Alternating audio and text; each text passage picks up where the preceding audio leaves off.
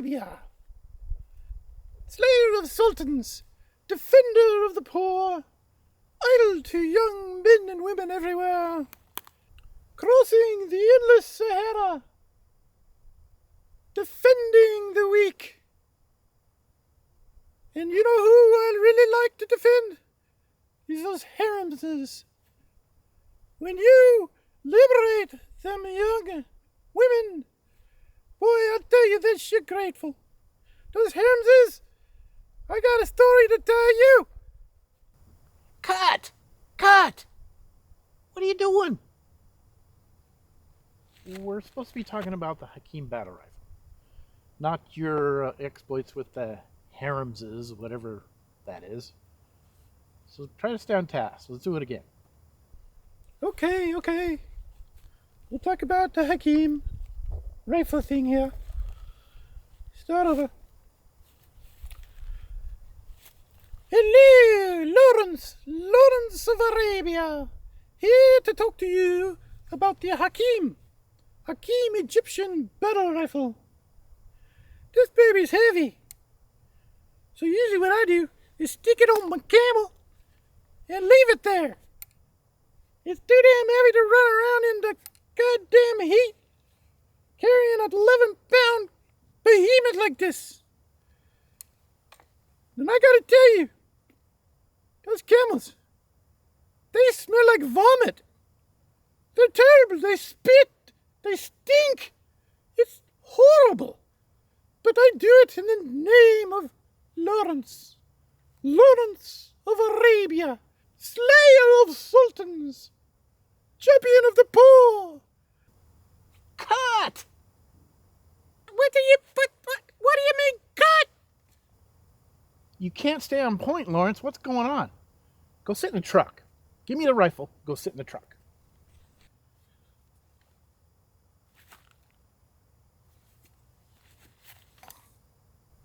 All right. So,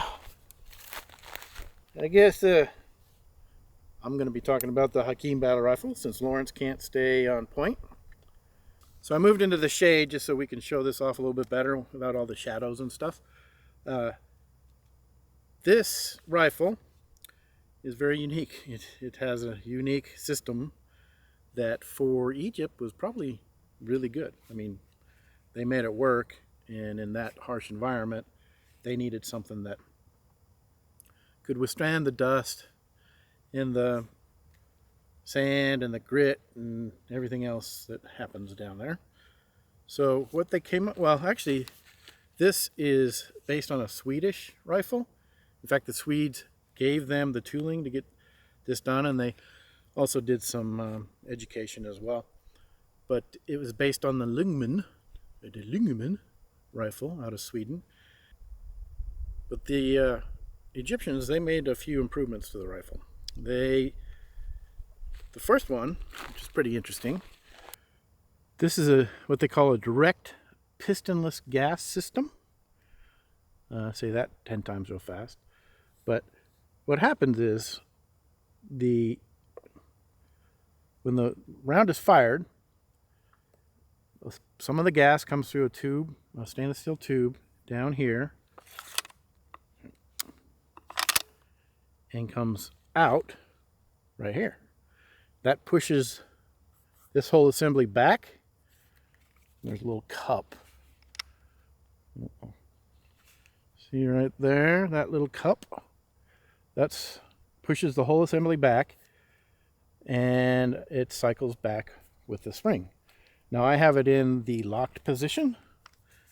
So this is safety's on, and it's locked, so the bolt won't come back. But if I put it into the fire position, it snaps right back and can take a finger off.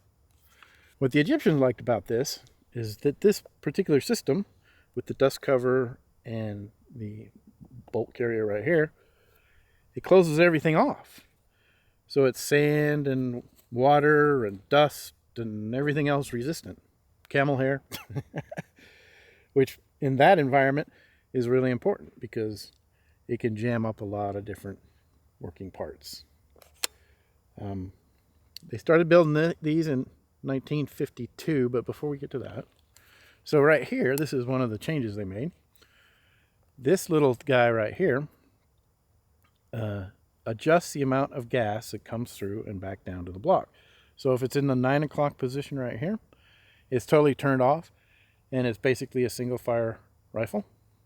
And as you move it forward, you open it up, more and more gas is allowed to come in, and you can adjust that based on the rounds that you're feeding it. And they had all kinds of 8mm rounds that they had acquired during World War II and later. So they needed this to make sure that the thing would cycle on basically anything they fed into it. Now another thing is this muzzle brake. This is actually attached, permanently attached to the barrel. And it provides, it's a muzzle flash and a brake, but it really dampens, plus the 11-pound freaking rifle, but it really dampens the recoil on this thing, makes it pretty easy to shoot and to stay on target. I mean, because you're shooting an 8mm Mauser round, which I'll show you. Hold on.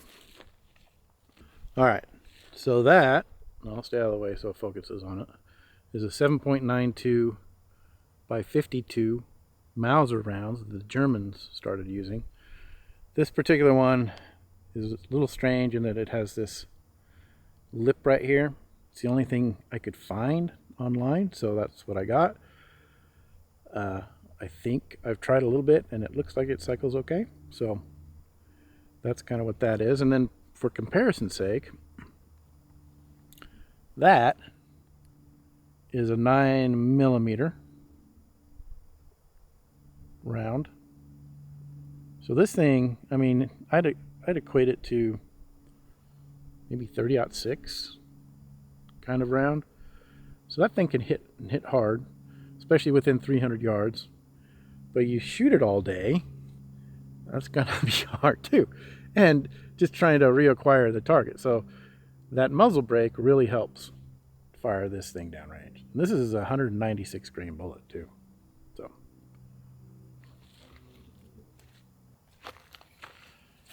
So this is the 10-round magazine that goes into the Hakim. These are designed to basically stay in place. Not basically. They're designed to stay in place. And then you stripper feed through here. There's a couple little slots right here that takes the stripper's clip. Which I happen to have one handy right here.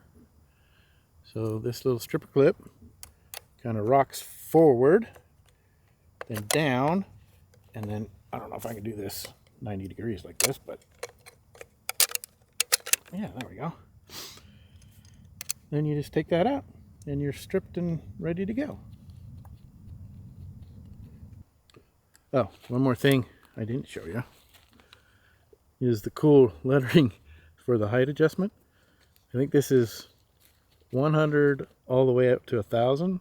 I could be wrong on that, but I'm pretty sure. Like I said, I'm just missing the slide. So if anybody knows where to get one of those, I've been looking online, I haven't found one yet, then I'd be appreciative. And I think I can have somebody fabricate this spring latch right here. Yeah, so that is my Hakim Egyptian battle rifle, chambered in 8mm Mauser.